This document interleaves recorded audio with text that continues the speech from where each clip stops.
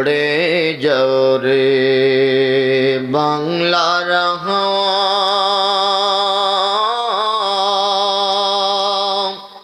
ওড়ে যাও রে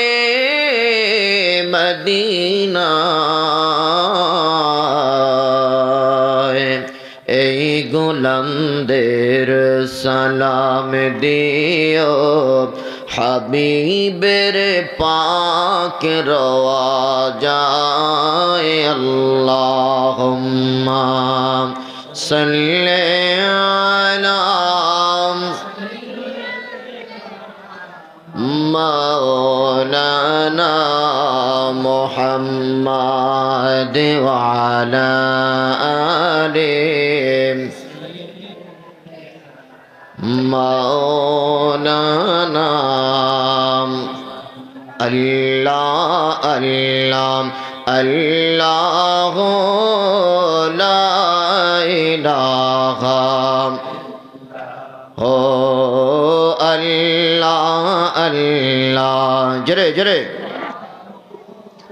লা ইলাহা রহমাতুল লিল আলামিন নবী রহমতের ভান্ডার রহমাতুল লিল আলামিন নবী রহমতের ভান্ডার দয়া করে তরাইবেন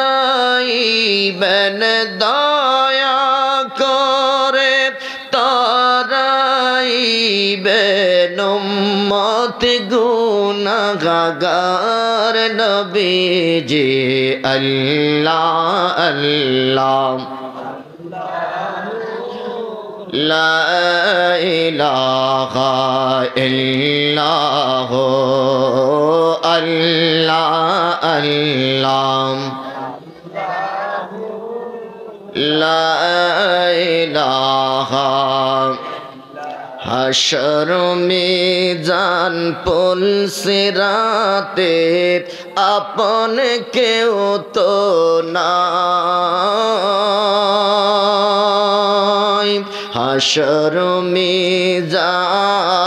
মিজান পুল সিরাতে আপন কেউ তো নাই দয়াল নবী দয়া করে দয়াল নবী দয়া করে বুকে দিও ঠাই নবীজি আল্লাহ আল্লাহ লা ইলাহা ইল্লাল্লাহু আল্লাহ আল্লাহ লা ইলাহা অন্ধকার কবরে আমার আপন কেউ তো নাই অন্ধকার কবরে আমার আপন কেউ তো নাই দয়াল নবী দয়া করে দয়াল নবী দয়া করে বুকে দিও ঠাই নবীজি আল্লাহ আল্লাহ লা ইলাহা ইল্লাল্লাহু আল্লাহ আল্লাহ লা ইলাহা কৌসারের মালিক আপনি কোরআনে প্রচার কৌসারের মালিক আপনি কোরআনে প্রচার দয়া করে পিলাইবেন দয়া করে পিলাইবেন উম্মত গুনাহগার নবীজি আল্লাহ আল্লাহ লা ইলাহা ইল্লাল্লাহ আল্লাহ আল্লাহ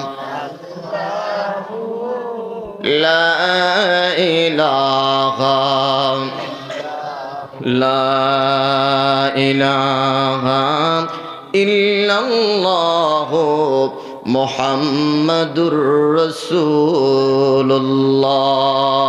সাল্লাল্লাহু আলাইহি ওয়াসাল্লাম বালাগাল উলা বিকামালিহি কাশাফাদ দুজা বিজামালিহি حسنت جميع خصاله صلوا عليه معزز হাজরিন আল ইসলামিয়া মডেল মাদ্রাসার উদ্যোগে আয়োজিত তৃতীয় বার্ষিক ওয়াজ ও দোয়ার মাহফিলের সম্মানিত সভাপতি সম্মানিত প্রধান অতিথি সহ দিগার উলামায়ে কেরাম বিশেষ করে আজকের মাহফিলের সম্মানিত প্রধান বক্তা জনাব হাফেজ মাওলানা মুফতি আবু হানিফ আনোয়ারি সাহেব আলোচনা করেছেন জনাব হযরতে মাওলানা আমিরুল হক কাসেমি সাহেব হাফেজ মাওলানা বাহারুল ইসলাম সাহেব হাফেজ মাওলানা আবু মুসা সাহেব আলহাজ হযরতে মাওলানা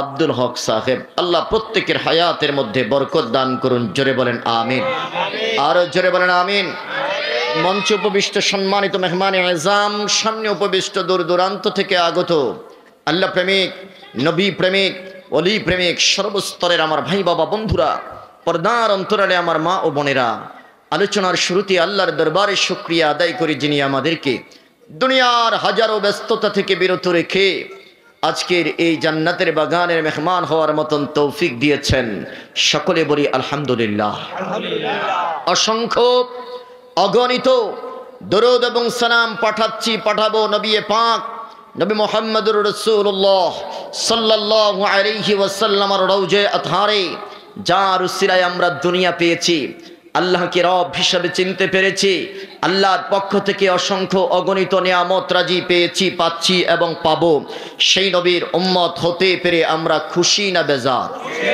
জবান খুলে বলেন খুশি না বেজার এবার কলিজা থেকে আরেকবার কালিমাতুশ শুকর আদায় করে বলেন আলহামদুলিল্লাহ বলেন আল্লাহু আকবার আওয়াজ করে বলেন ইয়া রাসূলুল্লাহ এই মাহফিলে আসলে পরে জীবনের গুনাহ মাফ হয় কি হয় না জোরে বলেন গুনাহ মাফ হয় কি হয় না এই মাহফিলে একটু আগে জিকির করলাম আল্লাহর আর দরুদ পড়লাম নবী মুস্তাফার কথা বলেন ঠিক কি না আপনারা ইচ্ছা করলে বাসা বাড়িতে বসেও আজকের মাহফিল শুনতে পারতেন বলেন পারতেন কি না মাইক দেওয়া হয়েছে না কিন্তু এখানে আসলাম কেন এখানে আসলাম এটা দুনিয়ার মধ্যে একটা জান্নাতের বাগান জোরে বলেন না সুবহানাল্লাহ হাদিসে মুবারাকার মধ্যে এসেছে এখানে আসলে পরে জীবনের গুনাহ মাফ হয় গ্যারান্টি 100% সুবহানাল্লাহ বলবেন না এই যে একবার সুবহানাল্লাহ বলেছেন আবার আলহামদুলিল্লাহ বলেছি আমার রাসূল বলেছেন সুবহানাল্লাহি ওয়ালহামদুলিল্লাহি তামলাআন আয় তামলা উমা বাইনাস সামাওয়াতি ওয়াল আরদ একবার যদি সুবহানাল্লাহ উচ্চারণ করেছো তো একবার আলহামদুলিল্লাহ বলেছো আমার আল্লাহ আসমান এবং জমিনের মধ্যে ফাঁকা জায়গাটা তোমার জন্য নেক দিয়ে ভরপুর করে দিয়েছেন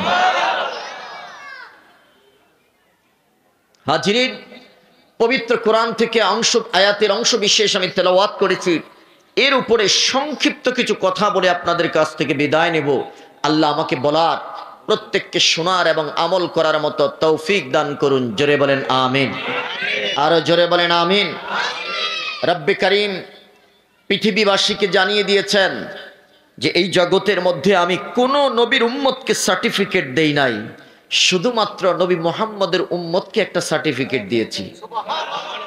আরো জোরে বলেন। আল্লাহকে প্রশ্ন করলাম, আল্লাহ সার্টিফিকেটটা কি দিয়েছেন? আল্লাহ বলতেছেন, কুনতুম খায়রা উম্মাহ উখরিজাত লিন-নাস।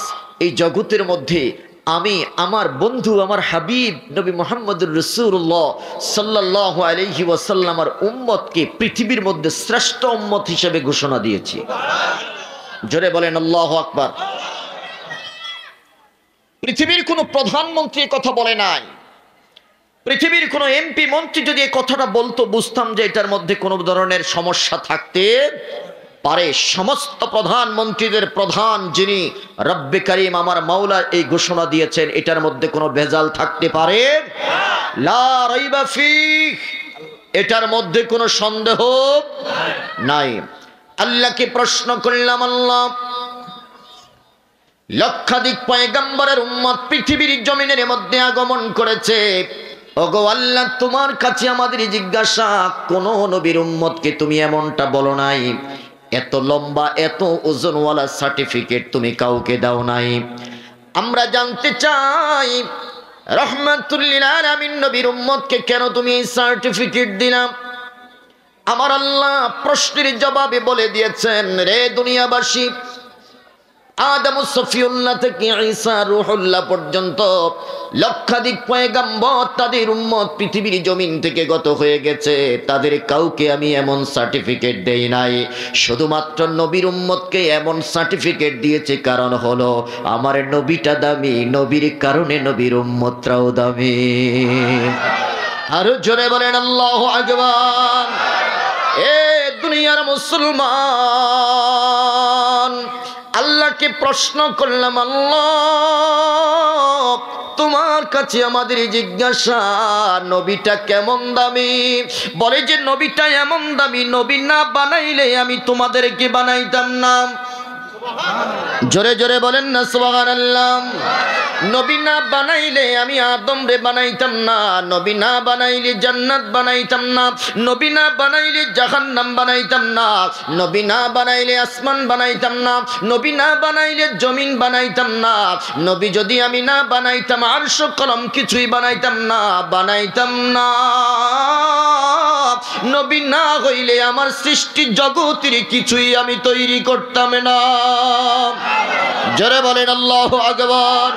ও আল্লাহ, তারপরে নবীর দামটা রে কেমন? আমার আল্লাহ ডাক দিয়া বলে, দুনিয়ার মানুষেরা রে, নবীর প্রেমে পড়ে আমি পৃথিবীর সব কিছু সৃষ্টি করলাম, নবীকে আমি আল্লাহ আমার আরশ আজিমের মেহমানও বানাইছি, যেখানে পৃথিবীর আর কোনো পয়গম্বর যেতে পারে নাই, পারবে না। জোরে কোন সুবহানাল্লাহ। এ দুনিয়ার সব নবীরা আসমানে কিতাব পাওয়ার জন্য কেউ পাহাড়ে গিয়েছে, আসমানে কিতাব পাওয়ার জন্য কেউ গুহায় গিয়েছে, আবার কেউ আসমানে কিতাব লাভ করার জন্য জঙ্গলায় গিয়েছে। আমার নবীর দামটা এত দাম, নবী আসমানে কিতাব পাওয়ার জন্য কোথাও যাওয়ার প্রয়োজন হয় নাই, বরং নবী যেখানে জিব্রাইল আমিন কোরআনের আয়াত নিয়ে সেখানে, নবী মক্কায় কোরআনে মক্কায়, নবী মদিনায় কোরআন মদিনায়, নবী যেখানে কোরআন নাজিল সেখানে। আল্লাহু আকবার বলেন। রে দুনিয়ার মুসলমান, আমার আল্লাহ ডাক দিয়া বলে, নবী হলো এমন দামি, ওয়ারাফা'না লাকা যিকরাক, আমি আমার মর্যাদাকে আরশচুম্বী, আমার নবীর মর্যাদাকে আমি আরশচুম্বী করে দিয়েছি, যেই মর্যাদা আজও পর্যন্ত পৃথিবীর কোনো নবী রাসূল অর্জন করতে পারে নাই। চিৎকার করে কন্যা সুবহানাল্লাহ। এ দুনিয়ার মুসলমান, সমস্ত পয়গম্বরদের সিনার মধ্যে আমার আল্লাহ নবী মুহাম্মদের প্রেমটা ঢুকিয়ে দিয়েছেন, সমস্ত নবীদের মেমোরির মধ্যে নবী মুহাম্মদের প্রেমটা প্রবেশ করিয়ে দিয়েছেন, যার কারণে আমার নবীর প্রেমে পড়ে নবীর প্রেমের প্রেমিক হইয়া সমস্ত পয়গম্বরেরা দুনিয়ার জিন্দেগিতে আল্লাহর কাছে দোয়া করেছে, আল্লাহ পৃথিবীতে যদি নবী না বানাইয়া নবী মুহাম্মদের উম্মত বানাইতারে আল্লাহ, তাহলে আমাদের জীবনটা ধন্য হয়ে যেত। জোরে জোরে বলা যাবে কি সুবহানাল্লাহ। আমার নবীর দাম এত বেশি, আমার নবীর উম্মতের দাম তত বেশি। মুসলমান, আমাদের দাম ছিল না, আমাদের মর্যাদা ছিল না, শুধুমাত্র কেবলমাত্র একমাত্র নবীর কারণে আল্লাহ আমাদের মর্যাদা বাড়াইয়া দিয়েছেন। কথা বলেন ঠিক কিনা? হযরতে ঈসা রূহুল্লাহ ডাক দেয়া বলে, দুনিয়ার মানুষ, আমি তাওরাত সহ আসমানে কিতাবের পৃষ্ঠার মধ্যে নবী মুহাম্মদের ফজিলত জেনেছি, তার সাথে সাথে নবী মুহাম্মদের উম্মতের ফজিলত আমি জেনেছি। এইগুলো পাওয়ার পরে, দেখার পরে আমি মুহাম্মদের প্রেমে পড়ে গেলাম, নবী মুহাম্মদের উম্মতের প্রেমেও পড়ে গেলাম। আল্লাহু আকবার বলেন। ঈসা রূহুল্লাহ পৃথিবীবাসীর জন্য দৃষ্টান্ত রেখে গেছে। শুনো, এতটা প্রেমের প্রেমিক হলাম, আল্লাহর কাছে ফরিয়াদ করলাম, আল্লাহ নবী মুহাম্মদের উম্মত না বানাইয়া আমার মৃত্যু দিও না। পৃথিবীর কোনো পয়গম্বরের দোয়া আল্লাহ কবুল করে নাই, শুধুমাত্র আমি ঈসা রূহুল্লাহর দোয়া আল্লাহ কবুল করেছে। এরে দুনিয়ার মুসলমান, পৃথিবীতে আবার তিনি আসবেন নবী হয়ে নয়, আমার নবীর উম্মত হয়ে। সুবহানাল্লাহ বলেন। আমাদের দাম বাড়াইয়া দিলেন কে? পৃথিবীর কোনো প্রধানমন্ত্রীর কারণে নয়, পৃথিবীর কোনো এমপি মন্ত্রীর কারণে নয়, বরং আমার নবীর কারণে আল্লাহ আমাদের মর্যাদা বাড়িয়ে দিয়েছেন। কথা কোন ঠিক কিনা? ঈসা রূহুল্লাহ তিনি বলেন, আমি আল্লাহর কাছে দোয়া করেছি, রে ঈসা পয়গম্বর, তোমার কাছে প্রশ্ন, কেন তুমি আল্লাহর কাছে এই দোয়া করলা? বলে যে শুনো, ঈসা রূহুল্লাহ নদীর পাশ দিয়ে হেঁটে যাচ্ছে, হঠাৎ করে পাথরের ভিতর থেকে কান্নার আওয়াজ শোনা যায়। সুবহানাল্লাহ বলবেন না? আরো জোরে বলেন সুবহানাল্লাহ। পাথরের ভিতরে কান্নার আওয়াজ শোনা যায়, ভিতর থেকে মানুষের মতো কান্না আসতেছে। ঈসা রূহুল্লাহ হাতে থাকা যেই লাঠিটা ছিল, লাঠি দিয়ে একটা আঘাত করলেন, পাথরটা ভেঙে গেল। পাথরের ভিতর থেকে একজন আল্লাহর ওলি দাঁড়াইয়া ঈসা পয়গম্বরকে সালাম দিল, চিৎকার করে কন্যা সুবহানাল্লাহ। পৃথিবী মানুষের বিবেক নাড়া দিয়ে উঠল। ঈসা রূহুল্লাহ ডাক দিয়া বলে, ও পৃথিবীর মানুষ, পাথরের ভিতরে মানুষ বাঁচতে পারে, পাথরের ভিতরে মানুষ বসবাস করতে পারে, এটা যদি আমি না দেখতাম আমি বিশ্বাস করতাম না। প্রশ্ন করলাম, বান্দারে পাথরের ভিতরে তুমি কি করো? বলে যে পাথরের ভিতরে আমি বসে বসে মাওলা পাকের জিকির করি। এ আল্লাহর বান্দা, তোমার কাছে আমার জিজ্ঞাসা, এই পাথরের ভিতরে ঢুকছো কতদিন? বলে যে আজ থেকে ৩০০ বছর আগে এই পাথরের ভিতরে ঢুকেছি। আল্লাহু আকবার বলেন। ঈসা রূহুল্লাহ প্রশ্ন করল, বাবা তোমার কাছে আমার প্রশ্ন, এই পাথরের ভিতরে ঢুকিয়েছ, পাথরের ভিতরে কি করো? বলে যে পাথরের ভিতরে আমি বসে বসে মাওলা পাকের জিকির করে। এবার হযরতে ঈসা রূহুল্লাহ ডাক দিয়া বললেন, রে আল্লাহর বান্দা, আমার কাছে মনে হচ্ছে যেই মানুষটা দুনিয়ার সকল নেটওয়ার্ক থেকে নিজেকে ডিসকানেক্ট করে দিয়েছে, যেই মানুষটা পৃথিবীর কোনো মানুষের সাথে সময় অপচয় করে না, ৩০০ বছরে যাবত শুধু পাথরের ভিতরে ইবাদত বন্দেগী করে, আমার মনে হয় তোমার চাইতে আল্লাহ ওয়ালা মানুষ পৃথিবীতে আর কেউ নাই। তখন ওই আল্লাহর বান্দা ডাক দিয়া বলে, পয়গম্বর রে, তুমি এই কথা বলেছো, আমি এই কথাটা মানতে পারি না। বলে যে কেন?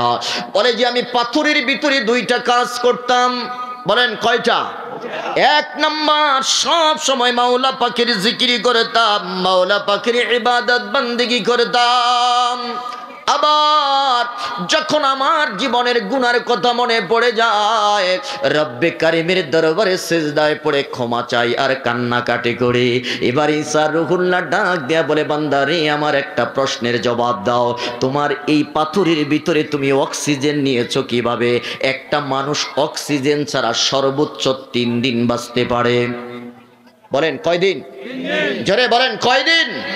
3 দিন বাঁচতে পারে সর্বোচ্চ একটা মানুষ। এ দুনিয়ার মুসলমান, তুমি যে পাথরের ভিতরে থাকছো 300 বছর ধরে, অক্সিজেন নিয়েছো কিভাবে? বলে যে শোনো, তোমার প্রশ্নের জবাব দেব, আগে আমার প্রশ্নের জবাবটা তুমি দাও। আমার প্রশ্নের যেই জবাব তোমার প্রশ্নের একই জবাব। বলে যে বলো। বলে যে ঈসা রে, বাবা ছাড়া তুমি মায়ের পেটের ভিতরে প্রবেশ করেছো? বলে যে হ্যাঁ হ্যাঁ। কতদিন মায়ের পেটের মধ্যে ছিলা? বলে যে 10 মাস 10 দিন ছিলাম। ঈসা, আমার প্রশ্ন হলো, মায়ের পেটের মধ্যে তো কোনো ছিদ্র ছিল না, পৃথিবীর কোনো ডাক্তার মায়ের পেটের ভিতরে অক্সিজেন ঢুকাইতে পারে না, পৃথিবীর চিকিৎসা বিজ্ঞান মায়ের পেটের ভিতরে অক্সিজেনের ব্যবস্থা করতে পারে না। তোমার কাছে আমার প্রশ্ন রে ঈসা, ওই মায়ের পেটের ভিতরে তুমি অক্সিজেন নিছো কিভাবে? ঈসা রুহুল্লাহ বলে, আমার মাওলা পাকের সর্বোচ্চ শক্তিরে বলে, এটা আমার রব আমার জন্য ব্যবস্থা করেছে। এবার আল্লাহর বলি ডাক দেয়া বলে, বান্দা, যেই আল্লাহ মায়ের পেটের ভিতরে অক্সিজেনের ব্যবস্থা করতে পারে, ওই আল্লাহ পাথরের ভিতরে অক্সিজেন দিতে পারে কি পারে না? আওয়াজ করে বলেন, পারে কি পারে না? ঈসা রুহুল্লাহ থ হয়ে তাকিয়ে আছে, বলে যে হ্যাঁ হ্যাঁ, আমার বোঝা হয়ে গেছে, আমার ইয়াকিন হয়ে গেছে। এবার 2 নম্বর প্রশ্ন হলো, বান্দা, আমি জানতে চাই পাথরের ভিতরে তুমি খাইছো কি? কে তোমার খাবারের আয়োজন করেছে? বলে যে শোনো, মায়ের পেটের ভিতরে যেই আল্লাহ সন্তানকে বাঁচাইতে পারে, যেই আল্লাহ সন্তানের খাবারের আয়োজন করতে পারে, ওই আল্লাহ পাথরের ভিতরেও, জোরে বলেন পারে কি পারে না? ঈসা রুহুল্লাহ ডাক দেয়া বলে, আল্লাহ রে বান্দা, আমারে বুঝা হয়ে গেছে, এবারে বলো দেখি, তোমাকে আমি যেই কথাটা বলেছিলাম, আমার মনে হয় তোমার মতো আবেদ বান্দা পৃথিবীতে আর কেউ নাই। বলে যে না না, আমি বিশ্বাস করতে পারলাম না। বলে যে কেন? বলে যে শোনো, যখন আমি ইবাদত বন্দেগি করতে করতে করতে করতে একটা হালত সৃষ্টি হয়ে যায়, আমার কানের মধ্যে একটা আওয়াজ ভেসে আসে, বান্দা, 300 বছর তুমি ইবাদতে বন্দেগি করে নিজেকে বড় পণ্ডিত মনে করো না, নিজেকে বড় আবেদ মনে করো না, বরং তোমার পরে পৃথিবীর জমিনে আমার হাবিবের উম্মত আসতেছে, তারা যদি এক রাত্রিতে ইবাদত করে, তোমার 300 বছরের ইবাদতের চাইতে তার এক রাত্রির ইবাদতের ওজন বেশি হয়ে যাবে। আর জোরে বলেন আল্লাহু আকবার। আমার আল্লাহ বলেই দিয়েছেন, লাইলাতুল কদরি খায়রুম মিন আলফি শাহর। আল্লাহু আকবার বলেন। রে দুনিয়ার মানুষ, ঈসা পয়গম্বরকে ডাক দেয়া বলে, বন্ধু, আল্লাহকে প্রশ্ন করলাম, আল্লাহ, যেই রাত্রিতে ইবাদত করলে পরে আমি 300 বছর ইবাদতের চাইতে তাদের এক রাত্রির ইবাদতের ওজনে বেশি হবে, ওই রাত্রটা কোন রাত্র? বলে যে লাইলাতুল কদর নামে একটা রাত্রি আমি তাদেরকে উপহারে দিব। রে বান্দা, 300 বছর ইবাদত করে নিজেকে বড় আবেদ মনে করো না। তোমার 300 বছরের ইবাদত যদি এক পাল্লার মধ্যে রাখা হয়, আর আমার বন্ধু হাবিব নবী মুস্তাফার উম্মতের এক রাত্রির ইবাদতটা যদি আর এক পাল্লার মধ্যে রাখা হয়, তাদের এক রাত্রির ইবাদতের ওজন তোমার 300 বছর ইবাদতের ওজনের চাইতে বেশি হবে। আরো আস্তে গান সুবহানাল্লাহ, চিল্লায় বলেন আল্লাহু আকবার। বলেন আমরা খুশি না বেজার? এই কথাটাই আল্লাহ বলেছেন, কুনতুম খায়রা উম্মাহ, তোরাই শ্রেষ্ঠ জাতি, তোরাই শ্রেষ্ঠ উম্মত। আমরা শ্রেষ্ঠ হলাম কার কারণে? বলেন নবীর কারণে। জোরে বলেন কার কারণে? নবীর কারণে আমরা দামি হয়ে গেলাম। এবার আল্লাহর বান্দা ডাক দিয়া বলে, ঈসা রে, আবার যখন আমি ইবাদতের মধ্যে মশগুল হয়ে যাই, তখন আমার কানের মধ্যে আরেকটা আওয়াজ ভেসে আসে, বান্দা 300 বছর ইবাদত বন্দিগি করে নিজেকে বড় আবেদ মনে করো না। 300 বছর ইবাদত বন্দিগি করে নিজেকে বড় পণ্ডিত মনে করো না, বরং তোমার পরে আমার হাবিবের উম্মত পৃথিবীতে আসতেছে, খায়রা উম্মাহ আসতেছে, উত্তম জাতি আসতেছে। তারা যদি একবার সুবহানাল্লাহ বলে, একবার যদি আলহামদুলিল্লাহ বলে, একবার সুবহানাল্লাহর আলহামদুলিল্লাহর সওয়াবটা যদি এক পাল্লার মধ্যে রাখা হয়, আর তোমার 300 বছরের ইবাদত যদি এক পাল্লার মধ্যে রাখা হয়, তাদের একবার সুবহানাল্লাহ বলার সওয়াবের ওজনের পাল্লাটা সবচাইতে ভারী হবে। জোরে বলেন আল্লাহু আকবার। এই কথাটাই আমার নবী উম্মতকে জানিয়ে দিয়েছেন, উম্মত সুবহানাল্লাহি ওয়াল হামদুলিল্লাহ তামলাআনা তামলাউমা বাইনাস সামাওয়াতি ওয়াল আরদ। আল্লাহু আকবার।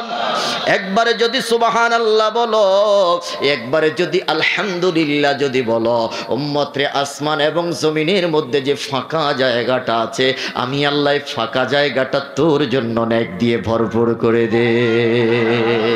আমরা খুশি না বেজার?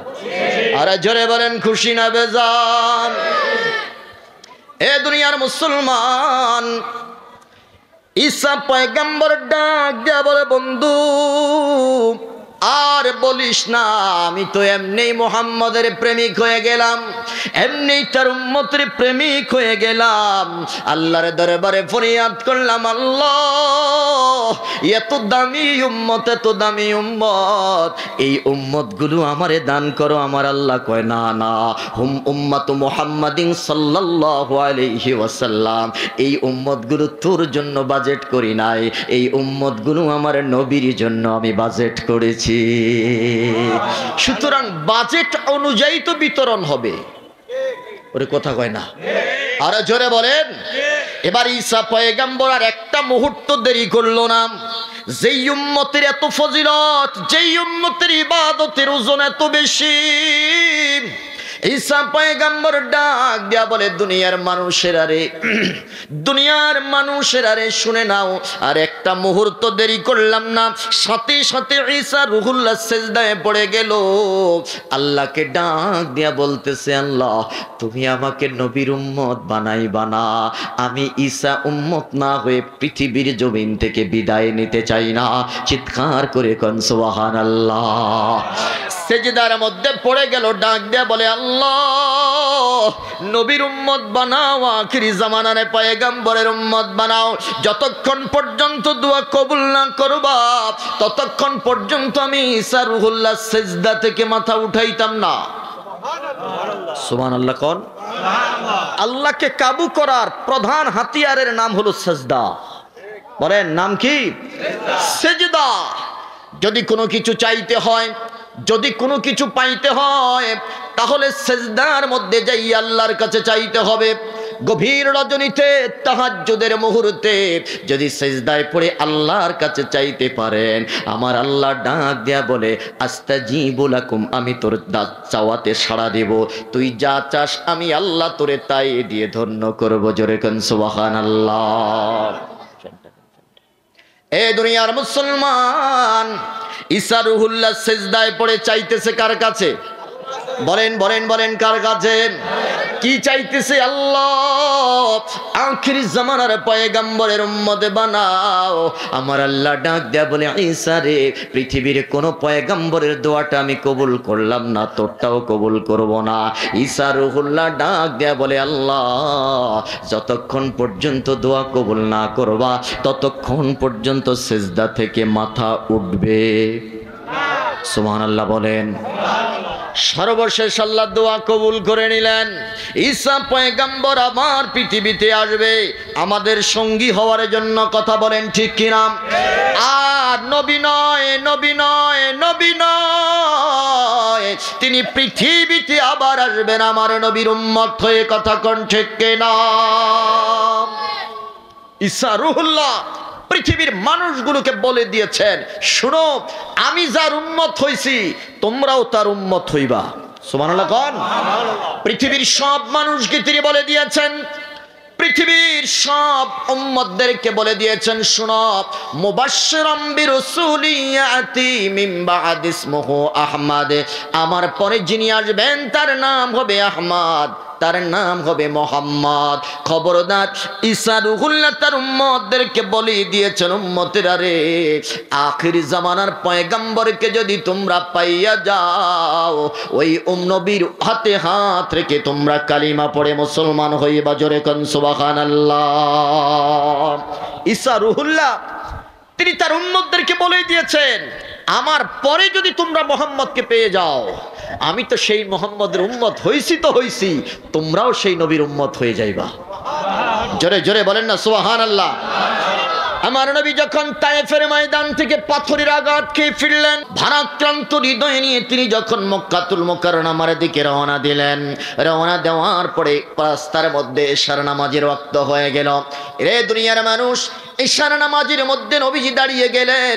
দাঁড়ানোর পরে তিনি যখন দাঁড়িয়ে দাঁড়িয়ে ফাবিআই আলাই রাব্বিকুমা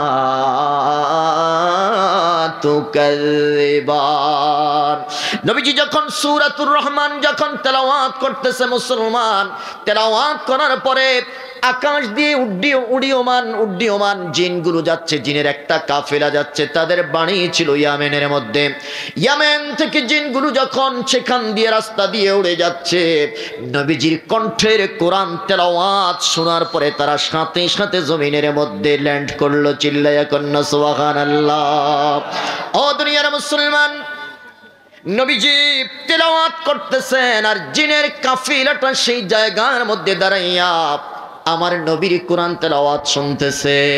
আর যখন নবী বলতেছে ফাবিআই আলাই রাব্বিকুমা তুকাযিবান, তারা পাশে দাঁড়িয়ে বলতেছে, না না, আল্লাহ পাকের কোনো নিয়ামত আমরা অস্বীকার করি নাই, করতে পারবো না। জোরে কোন সুবহানাল্লাহ। নবীজি সালাম ফিরাইলেন। সালাম ফিরানোর পরে যখন জিনদের কাফিলাটা দেখলেন, দেখার পরে তিনি প্রশ্ন করলেন, তোমাদের কাছে জানতে চাই, কোথায় তোমাদের বাড়ি, কোথায় তোমাদের ঘর, কেন তোমরা এখানে নামলা, এই জমিনের মধ্যে কেন তোমরা ল্যান্ড করলা? বলে যে আমরা জানতে চাই তোমার নামটা কি? বলে যে আমার নাম হলো মোহাম্মদ। চিৎকার করে কোন সুবহানাল্লাহ। জিনের সরদার ডাক দেয়া বলে, তোমার নাম যদি মোহাম্মদ হয়, তোমার বাবার নাম আব্দুল্লাহ, তোমার মায়ের নাম কি আমেনা? বলে যে হ্যাঁ হ্যাঁ, আমার মায়ের নাম আমেনা। তোমার দাদার নাম কি আব্দুল মুত্তালিব? বলে যে হ্যাঁ হ্যাঁ। বলে যে আমাদের ধারণা, আমাদের ইয়াকিন আজকে পরিষ্কার হয়ে গেল, তুমি তো জামানার আর কেউ নয়, সাধারণ মানুষ নয়, তুমি জামানার আখিরি পয়গম্বর মুহাম্মদুর রাসূল। জোরে বলেন সুবহানাল্লাহ। এ দুনিয়ার মুসলমান, হে মুহাম্মদ, তুমি আখিরি জামানার পয়গম্বর, এটা কথাটা সত্য কিনা? বলে যে হ্যাঁ হ্যাঁ। তুমি কোথা থেকে আগমন করেছো? বলে যে আমি তায়েফের জমিনের মধ্যে গিয়েছি দিন প্রচারের জন্য, তায়েফের মানুষগুলো আমাকে গ্রহণ করে নাই, তায়েফের মানুষগুলো আমাকে পাথর দিয়ে বরণ করেছে, আমি ভারাক্রান্ত হৃদয় নিয়ে চলে যাচ্ছে। বলে যে মুহাম্মদ, তুমি যে জিনিসটা তেলাওয়াত করেছো এটা কি? বলে যে এটার নাম হলো কোরআন। সুবহানাল্লাহ। বলেন কোরআনের মধ্যে মজা আছে না নাই? আরো আসতে বলেন, মজা আছে না নাই? কোরআন তেলাওয়াত যদি কোনো বিধর্মী শুনে, তার ইমানের প্রতি ঝোঁক বেড়ে যায়। আর কোনো ঈমানওয়ালা যদি কোরআন তেলাওয়াত শুনে, তার ঈমানটা তাজা হতে থাকে, তার ঈমানটা বাড়তে থাকে। চিৎকার করে কোন সুবহানাল্লাহ। রব্বে কারীম ডাক দেয়া বলে, পৃথিবীর মানুষেরা রে শুনে নাও, ইযা তুলিয়াত আলাইহিম আয়াতুহু, ইযা তুলিয়াত আলাইহিম আয়াতুহু যাদাতুহুম ঈমানা। ঈমানওয়ালার সামনে যদি কোরআন তেলাওয়াত হয়, তাহলে ঈমানওয়ালার ঈমানটা বাড়তে থাকে। বেঈমানের সামনে যদি কোরআন তেলাওয়াত করা হয়, হয়। ইমানওয়ালা যেমনি ভাবে কোরআন তার ইমানটা বাড়ে, বেঈমানের কলবটা, বেঈমানের হৃদয়টা ইসলামের প্রতি ঝুঁকে যায়, কোরআনের প্রতি ঝুঁকে যায়। কিন্তু নাফরমান নাস্তিকের সামনে যদি কোরআন তেলাওয়াত করা হয় তাহলে তার শরীরের মধ্যে অ্যালার্জি শুরু হয়ে যায়। কথা বলেন? যার কারণে কোরআন শুনলে পড়ে তাদের ভালো লাগে না, কোরআনের তাফসীর শুনলে পড়ে তাদের শরীরের মধ্যে চুলকানি আরম্ভ হয়ে যায়। কোরআনের কথা বলতে গেলে আলেমের কণ্ঠরুদ্ধ করে দেয়, কোরআনের কথা বলতে গেলে মাইক টেনে নিয়ে যায়। এমন নাফরমান আমার সমাজে আছে না নয়? জোরে বলেন আছে না নয়? কোরআনের কথা বললেই পড়ে জঙ্গিবাদীর ফতুয়া দেয়, কোরআনের কথা বললে পড়ে মৌলবাদীর হুকুমা দেয়, কোরআনের কথা বললেই পড়ে জেল হামলা মামলা দেয়। এমন নাফরমান জমিনে আছে না নয়? তুমি যদি ঈমানওয়ালা হও কোরআন শুনলে পড়ে তোমার ভালো লাগবে।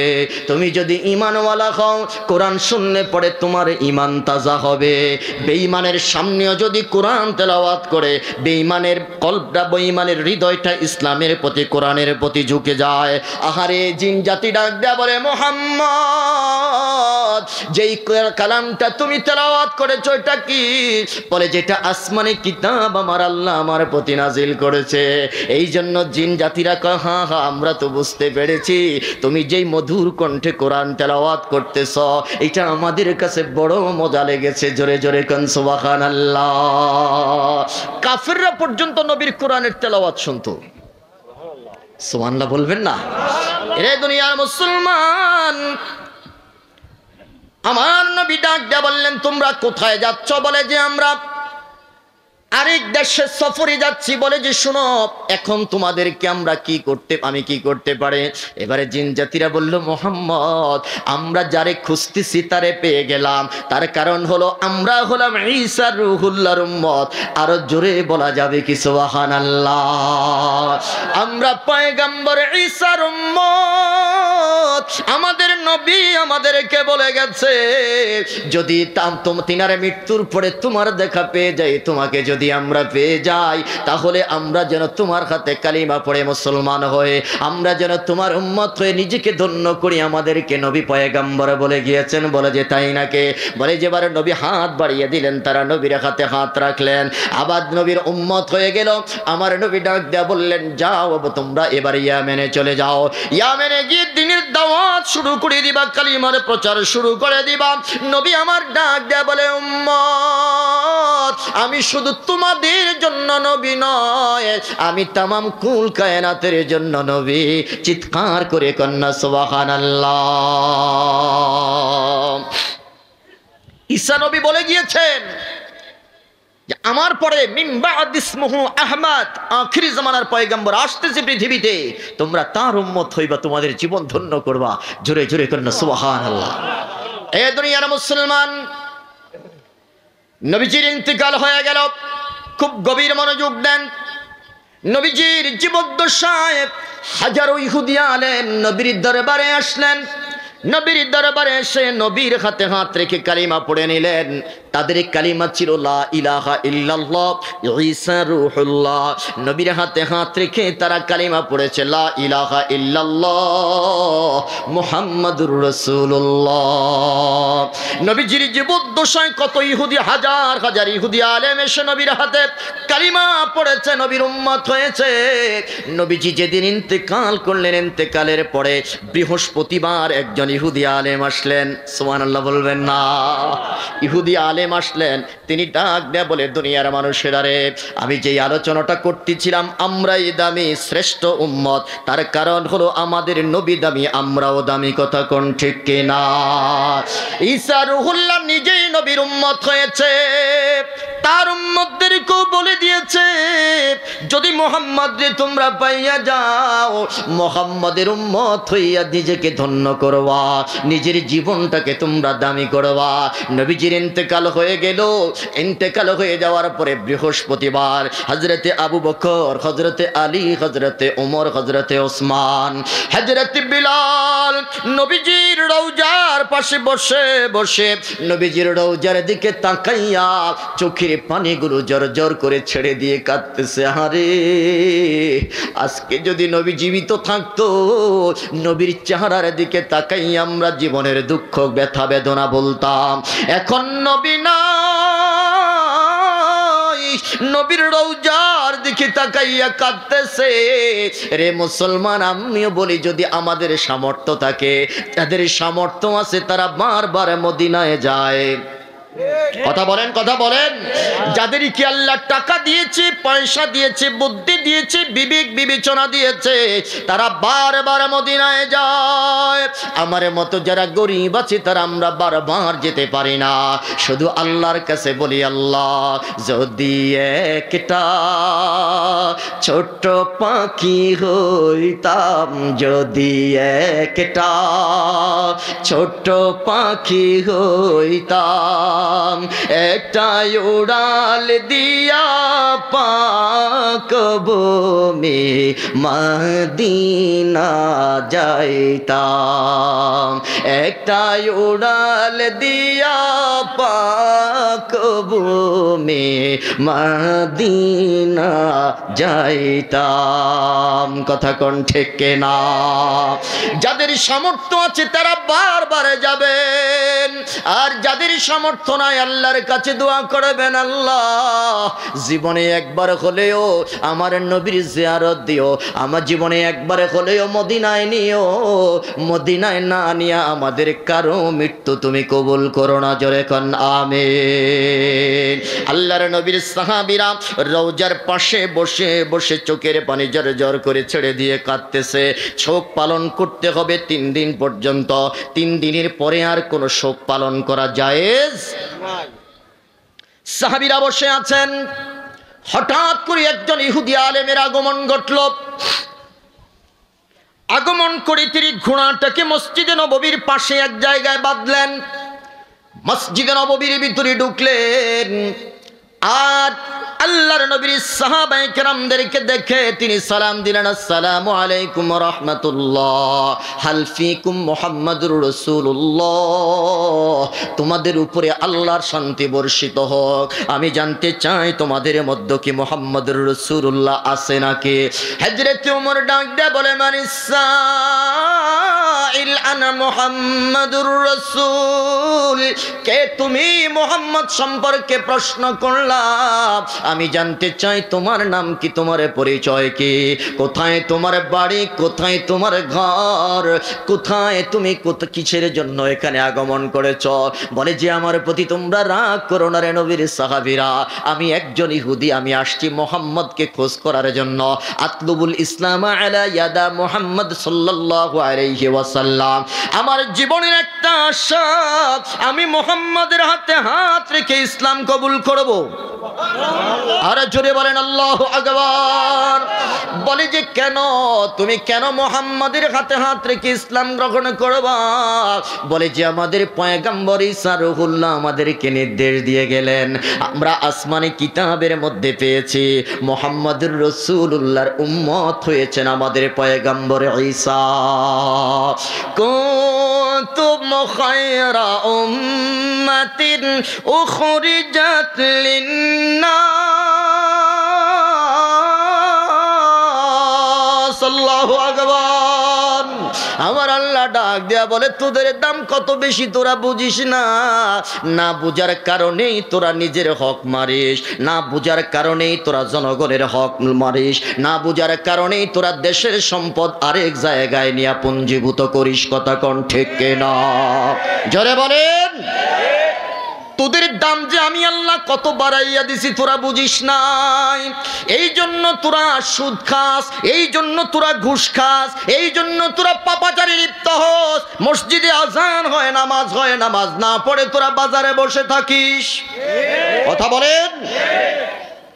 আমার আল্লাহ ডাক দেয়া বলে, বান্দারে কত দাম তোদেরকে আমি বাড়াইয়া দিছি, তোদের মর্যাদা কত বেশি তোরা বুঝলি না।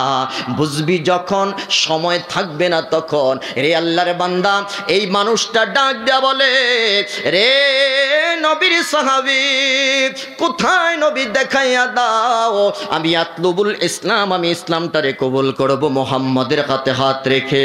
হযরতে আবু বকর চোখের পানি জর করে ছেড়ে দিল, হযরতে ওমর চোখের পানি জর করে ছেড়ে দিল। আহারে পাগলা, বড় দেরি করে ফেলেছিস তুই। হযরত বেলাল চোখের পানি ছেড়ে দিয়ে কেঁদে কেঁদে বলে, আহারে নবী নাই, নবী ছাড়া মদিনায় আমার কাছে বিশ্বের মতো মনে হচ্ছে। যেদিকে তাকাইতাম ওই দিকে আমি নবীকে পাইতাম। আমি নবীজির হুজরার দিকে তাকাইয়া থাকতাম, রহমাতুল লিল আলামিন হুজরা থেকে বের হচ্ছে আমি দেখতেছি। আমি আজান দিতাম, নবীজির দিকে ইশারা করে এইভাবে আমি আজান দিতাম। এখন তো নবী নাই, কার দিকে তাকাইয়া আমি আজান দেব? আমি মদিনা ছাড়তে চাইতেছি আর নবীর পাগলেরা মদিনায় আসতেছে। চিৎকার করে কন্যা সুবহানাল্লাহ। বেলাল গাট্টিটা বাইন্দা আবু বকরের কাছে কয়, যেদিন নবীজি মরলেন পরের দিন বেলাল ছোট্ট একটা গাট্টি পিঠের মধ্যে লইয়া আবু বকরে যায়, কইতেছে, আবু বকর রে, লা উরিদুল মাদিনাতা বিদুনি রাসূলিল্লাহ। রে আবু বকর, যেই মদিনায় নবী নাই, যেই মদিনায় নবী নাই, ওই মদিনায় আমি থাকতে চাই না, ওই মদিনায় আমি থাকতে চাই না, আমার কাছে কষ্ট হচ্ছে। হযরতে আবু বকর ডাক দিয়া বলে, বেলাল রে, তুইও নবীরে ভালোবাসছস, আমরাও তো নবীকে ভালোবাসি, আমরা তো এমন কথা বলি না। হযরতে ওমর ডাক দিয়া বলে, তোরা নবীরে ভালোবাসছিস, নবীরে অনুপস্থিতিতে নবীর রওজার দিকে তাকাইয়া নিজেকে কন্ট্রোল করতে পারছিস, আমি এমন ভালোবাসছি রে, আমি যেই জায়গার মধ্যে নবী দেখছি এখন ওই জায়গার মধ্যে নবী নাই। আমি নবী ছাড়া এই খালি জায়গাগুলো দেখলে আমার কলিজাটা ভেঙে চৌচির হয়ে যায়। আল্লাহু আকবার। এই জন্য মদিনা থাকতে আমি চাচ্ছি না। হযরত বেলাল যখন এই কথা বলল, আবু বকর বললেন, থামো, মদিনা ছেড়ে চলে যাইবা কেন? না না, তোমার কিসের অভাব বলো, আমরা বাইতুল মাল থেকে তোমার জন্য সব কিছুর ব্যবস্থা করব। হযরতে বেলাল ডাক দিয়া বলে, আবু বকর, ইনিশতারাইতানি ফিনা লিনাফসিক, তুমি যদি নিজের জন্য আমাকে ক্রয় করে থাকো। হযরতে বেলালকে ক্রয় করেছে কিন্তু আবু বকর, হযরতে বেলালকে আজাদ করে দিয়েছে আবু বকর। এই জন্য বেলাল আসল জায়গার মধ্যে আঘাত করেছে আবু বকর। তুমি যদি নিজের জন্য আমাকে মুক্ত করে থাকো তাহলে ধরে রাখো, আর যদি আল্লাহর জন্য, আল্লাহর সন্তুষ্টির জন্য আমি গোলামকে যদি আজাদ করে থাকো তাহলে আমাকে ছেড়ে দাও। আল্লাহু আকবার বলেন। আমি এই মদিনায় থাকতে চাই না নবী বিহনে। ও আতাহাম্মালু মাকাম রাসূলিল্লাহি খালিয়ান আনহু, নবী বিহনে ওই জায়গাগুলো আমি দেখতে চাই না। হযরতে বেলাল চলে গেল মিশরের হালিব শহরে। সেখানে যাওয়ার পরে তিনি যখন ঘুমাইলেন, রহমাতুল লিল আলামিন স্বপ্নের মাঝে বেলালের সামনে হাজির। জোরে বলেন আল্লাহু আকবার। ডাক দিয়া বলল, মাহাদাল জাফওয়া ইয়া বিলাল, আমা আন্না লাকা তারাউনি ইয়া বিলাল। রে বিলাল, এটা কেন নিঃসঙ্গতা, এটা কেমন একাগ্রতা? আমি রাসূলকে ছেড়ে তুমি মদিনা ছেড়ে চলে আসছো, আমি রাসূলকে কি সালাম দিতে তোমার মনে চায় না? আমি রাসূলকে কি দেখতে তোমার মনে চায় না?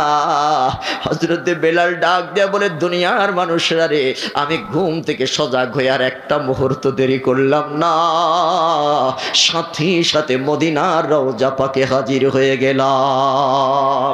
হাজির হওয়ার পরে আমি ভুলে গিয়েছি নবী আমাদের কাছ থেকে বিদায় নিয়েছে।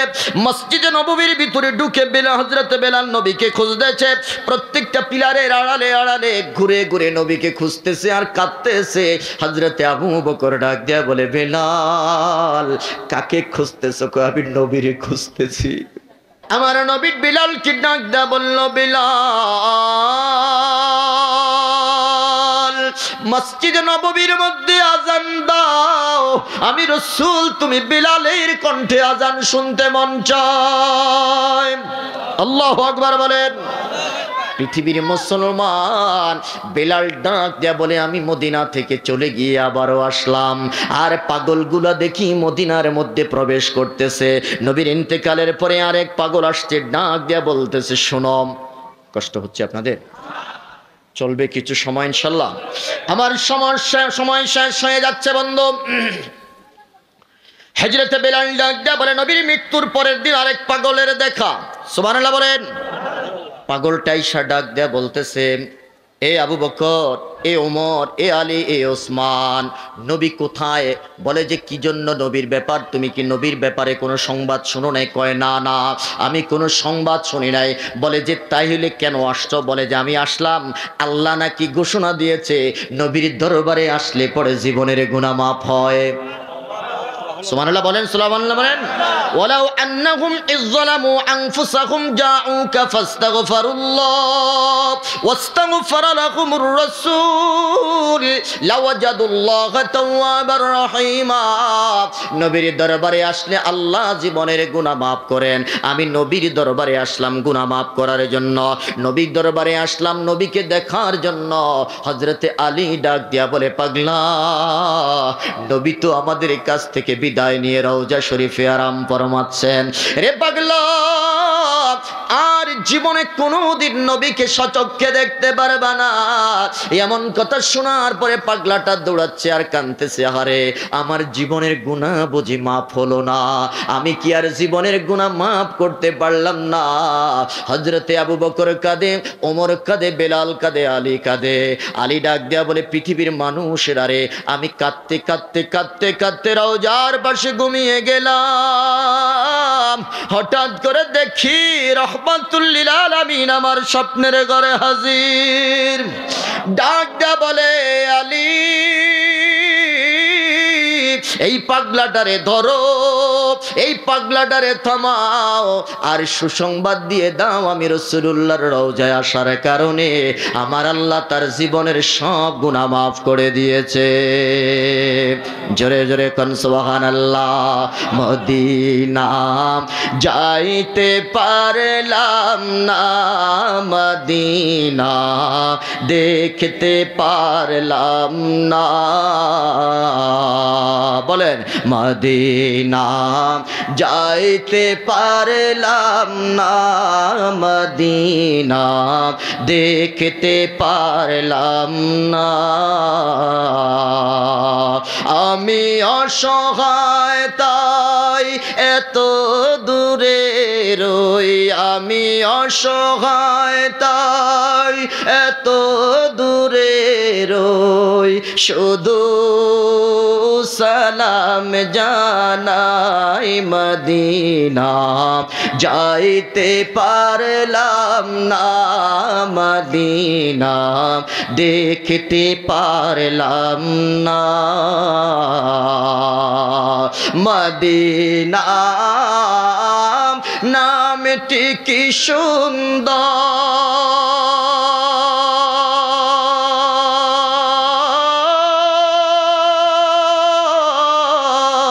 মদিনা কেড়েছে অন্তর। মদিনা নামটি কি সুন্দর,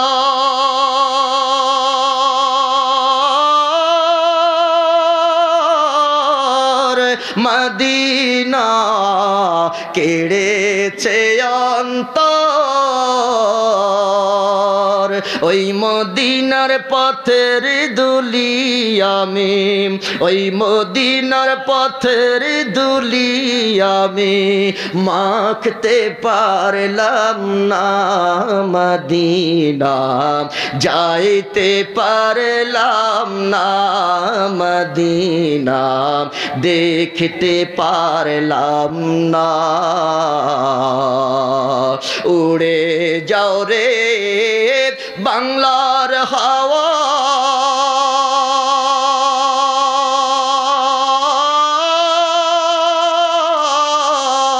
পশ্চিমেতে করেছ দাওয়া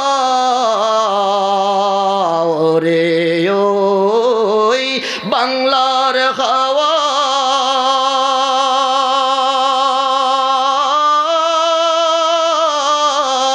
পশ্চিমেতে করেছ দাওয়া।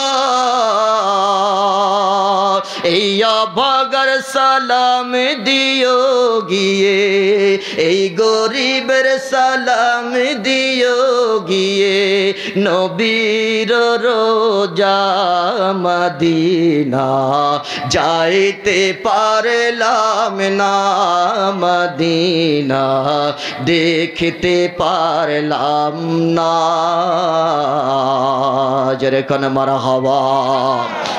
নবী আল্লাহর পক্ষ থেকে সুসংবাদ নিয়ে এসেছে, পাগলা তোর জীবনের সব গুনাহ আমার আল্লাহ মাফ করে দিয়েছে। যারে বলেন আল্লাহু আকবার।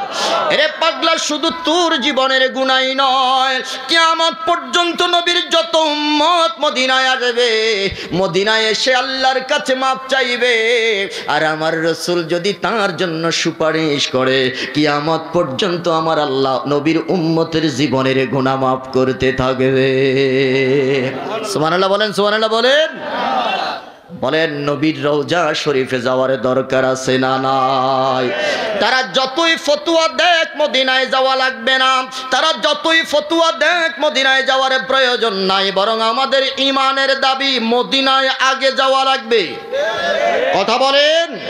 আরে মক্কা হলো ইবাদতের কিবলা, মক্কা হলো নামাজের কিবলা, আরে মদিনা হলো আশিকের প্রেমের কিবলা। কথা বলেন। মদিনাওয়ালা যদি না হইতো কাবা হতো না, মদিনাওয়ালা যদি না হইতো হাজরে আসওয়াদ হতো না, মদিনাওয়ালা যদি না হইতো মুলতাজাম হতো না, মদিনাওয়ালা যদি না হইতো মাকাম ইব্রাহিম হতো না, মদিনাওয়ালা যা হইলে জমজম হতো না, মদিনাওয়ালা না হইলে সাফা মারওয়া হতো না, মদিনাওয়ালা না হইলে আরাফা হতো না, মদিনাওয়ালা না হইলে মুজদালিফা হইতো না। এরে মুসলমান, মদিনাওয়ালা না হইলে মক্কার অস্তিত্ব থাকতো না। কথা বলেন ঠিক কিনা?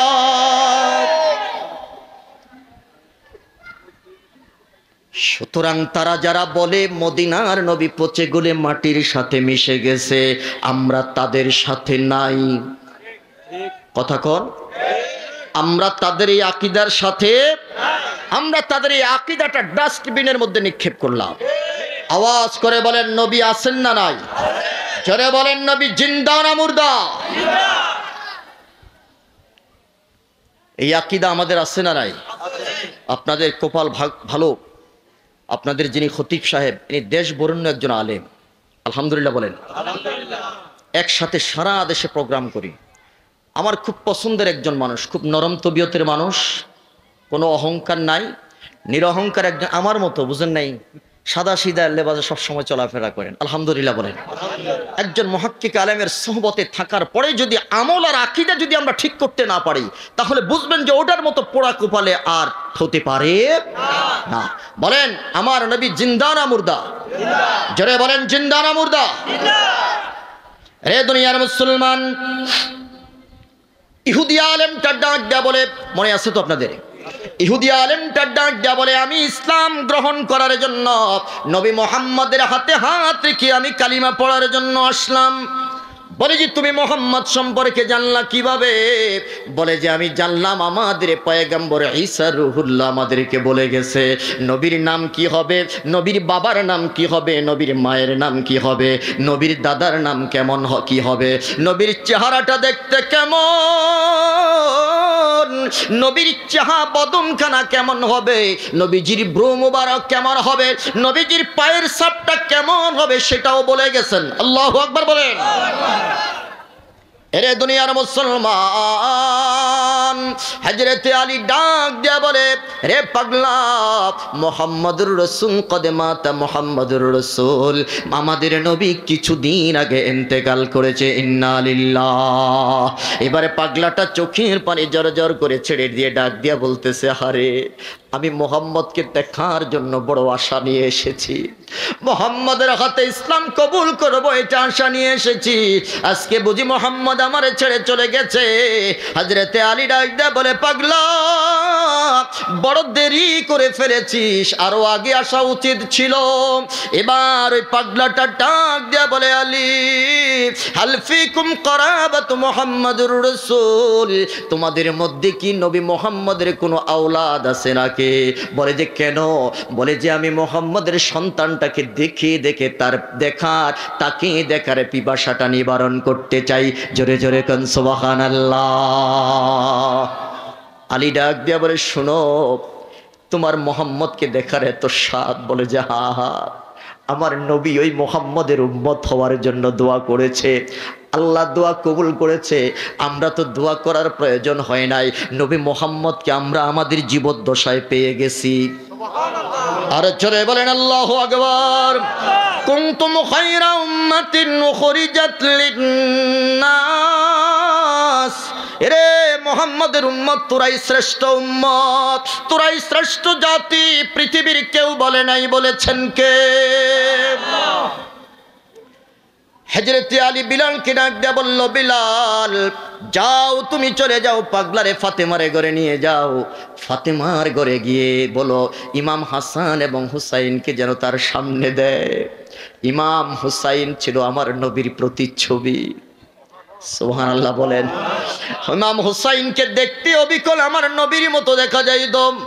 হযরত বিলাল ফাতেমার ঘরে গিয়ে দরজা নক করলেন। ভিতর থেকে প্রশ্ন করলো, মান করা আল বাব, কে তুমি এই অসময়ে আমার দরজা নক করেছো? দরজাটা খোলার জন্য বেলাল বলল, ফাতেমা রে দরজা খোলো। বলে যে কেন? বলে যে একটা নবীর পাগল এসেছে নবীর সন্তান দেখার জন্য, নবীর আওলাদ দেখার জন্য। চিৎকার করে কন্যা সুবহানাল্লাহ। হযরত ফাতেমা দরজা খুললেন। হযরত বিলাল ঘরের ভিতরে ঢুকলো, ফাতেমা হাসান এবং হুসাইনকে ভিতর থেকে পাঠিয়ে দিলেন। আর পাগলাকে বিলাল ডাক দিয়া বলতেছে, রে নবীর পাগল, এটা হলো নবীজির কলিজার টুকরা হাসান, এটা হলো হুসাইন। যদি নবী দেখতে চাও হুসাইনের দিকে তাকাও, যদি নবী বুঝতে চাও হুসাইনের দিকে তাকাও। আমার নবীর আকৃতি, নবীর প্রতিকৃতি, নবীর প্রতিচ্ছবির নাম হলো ইমাম হুসাইন। জোরে কোন সুবহানাল্লাহ। পাগলা হুসাইনকে বুকের মধ্যে জড়িয়ে ধরলেন, জড়িয়ে ধরে চোখে মুখে বুকে চুমু খাচ্ছেন আর কেঁদে কেঁদে বলতেছেন, আল্লাহ মুহাম্মদকে দেখি নাই, মুহাম্মাদের সন্তান, মুহাম্মাদের নাতি, মুহাম্মাদের কলিজার টুকরাকে বুকে জড়াইছি, আল্লাহ তুমি আমারে কবুল করো। এই কথা বলে কাঁদতে কাঁদতে এবার আওয়াজ করে বললেন, ফাতেমা হাতি সাওবান নবী সাল্লাল্লাহু আলাইহি ওয়াসাল্লাম, আমারে একটা নবীর কাপড় দাও, নবীর জুব্বা দাও, আমি এই জুব্বাটা দেখে দেখে আমার জীবনটা কাটাইয়া দিতে চাই। আমি এই জুব্বাটা দেখে দেখে, নবীর জুব্বাটা দেখে দেখে জীবনটা শেষ করতে চাই, মরতে চাই। ফাতেমা রাদিয়াল্লাহু তাআলা আনহা ভিতর থেকে নবীজির একটা জুব্বা মোবারক দিল। জুব্বাটা দেওয়ার পরে পাগলা জুব্বাটা বুকে জড়ালেন, চেহারার মধ্যে মাখলেন আর কাঁদতেছেন, আল্লাহ এই প্রেমের উসিলায়, জুব্বার উসিলায় তুমি আমারে নবী মুহাম্মদের উম্মত হিসাবে কবুল করো। আরে আমাদের দাম যে কত বেশি আমরা বুঝলাম না, আমাদের দাম যে কত বেশি আমরা জানলাম না, আমাদের দাম যে কত বেশি আমরা অনুভব করলাম না। মুসলমান, কেমনে আল্লাহর সাথে নাফরমানি করো, কেমনে নামাজ না পড়ে তুমি মসজিদে না গিয়ে ঘরের মধ্যে বসে থাকো। অনেক যুবক বলে না না এখন পড়বো না, আরো কয়দিন পরে নামাজ পড়বো, ফজরে পড়বো না, জোহর পড়বো। এমন যুবক আছে না নাই?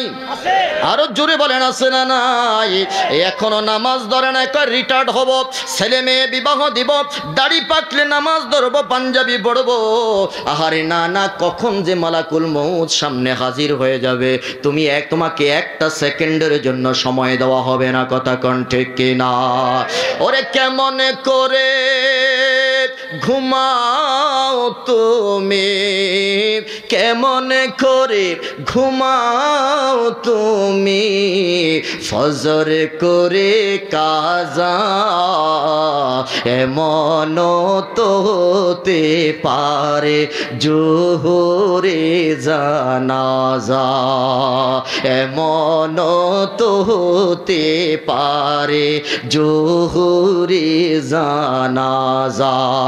কেমন করে থাকো তুমি, কেমন করে থাকো তুমি জোহরে করে কাজা, এমন তো হতে পারে আসরে জানাজা, এমন তো হতে পারে আসরে জানাজা। কেমন করে কাটাও তুমি, কেমন করে কাটাও তুমি আসরে করে কাজা, এমন তো হতে পারে মাগরিবে জানাজা, এমন তো হতে পারে মাগরিবে জানাজা। কথা কণ্ঠে কেনা এ দুনিয়ার মুসলমান লোকটা ডাক দিয়া বলে, আলী আল্লাহর নবীকে দেখি নাই, হুসাইনকে দেখেছি, নবীকে কোনোদিন দেখি নাই, নবীর জুব্বা দেখেছি রে আলী। রে আলী তোমার কাছে অনুরোধ, নবী মুহাম্মদের চরিত্র, নবী মুহাম্মদের সিফাতান নবী সাল্লাল্লাহু আলাইহি ওয়াসাল্লাম, নবী মুহাম্মদের গুণাবলী একটু বলো। বলে যে কেন, এমন ভাবে নবীর গুণ বলবা, এমন ভাবে নবীর চরিত্র বলবা আমি যেন কান্নি আনজুরু ইলাইহি, আমি যেন নবী দেখতে পাই। আরে জোরে বলেন আল্লাহু আকবার। হযরত আলী ডাক দিয়া বলে, পাগলা তুমি নবী দেখতে চাও? বলে যে হা হা আমি নবী দেখতে চাই। এবার হযরত আলী নবীর চরিত্র বর্ণনা করতেছে, ইন্নাকা লাআলা খুলুকিন আযীম, আমার আল্লাহ বলেছে নবীকে উত্তম চরিত্র দিয়েছে। চিল্লায়া কন্না সুবহানাল্লাহ। আল্লাহর নবীর সাহাবী আলী নবীর গুণাবলী বর্ণনা করতেছে, পাগলা কাঁদতে কাঁদতে কাঁদতে কাঁদতে ঘুমিয়ে গেল। ঘুমিয়ে যাওয়ার পরে কিছুক্ষণ পরে পাগলা হাউমাউ করে কাঁদতে শুরু করলো।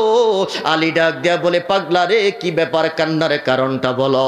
বলে যে তুমি যে নবীর বয়ান করতেছ, আমি বয়ান শুনতে শুনতে ঘুমিয়ে গেলাম, আর স্বপ্নের মধ্যে দেখি দয়াল নবী আমার সামনে হাজির। আরে জোরে কান্না আল্লাহু আকবার। রোজ হাসরে করব আমি আরজি খোদার দরবারে, রোজ হাসরে করব আমি আরজি খোদার দরবারে, হুরো গিলমা চাই না আমি, চাই শুধু নবীর দিদার, হুরো গিলমা চাই না আমি, চাই শুধু নবীর দিদার। কথা কোন ঠিক কিনা? এরে মুসলমান আমি বলতে চাই, যার সাথে নবীর দিদার হয়ে যায় সে পোড়া কপালে না ভাগ্যবান? আরে জোরে বলেন তার দাম কম না বেশি? যার সাথে নবীর দিদার হয়ে যায় তার জন্য জান্নাত ওয়াজিব হয়ে যায়, সাত জাহান্নাম তার জন্য হারাম। কথা কোন ঠিক কিনা? আওয়াজ করে বলেন আমরা নবী দেখতে চাই কি চাই না? নবী দূরে না কাছে? আন-নাবিয়্যু আওলা বিল মুমিনিনা মিন আনফুসিহিম, ঈমানওয়ালা মানুষের জানের চাইতে আমার নবী আরো নিকটে। চিল্লায় এখন সুবহানাল্লাহ। এবার বলেন দেখি, আমার নবীর উম্মত হতে পেরে আমরা খুশি না বেজার? আমাদের দাম কম না বেশি? দিয়েছেন কে? এরপরে আল্লাহ বলেছেন উখরিজাত লিন-নাস। এটার ওয়াজ আজকে আর করতে পারলাম না, আমার সময় শেষ। আজকে আমি আপনাদের কাছ থেকে বিদায় নেই। যদি বেঁচে থাকি দেখা হবে হাজারবার, না হয় এটাই শেষ দেখা, আসল দেখা হবে হাসরের মাজার। আল্লাহ আমাদেরকে কবুল করুক। জোরে বলেন আমিন। আর জোরে বলেন আমিন। ওয়া আখিরি দাওয়ানা আলহামদুলিল্লাহি রাব্বিল আলামিন। ওয়াসসালামু আলাইকুম ওয়া রাহমাতুল্লাহি ওয়া বারাকাতুহু।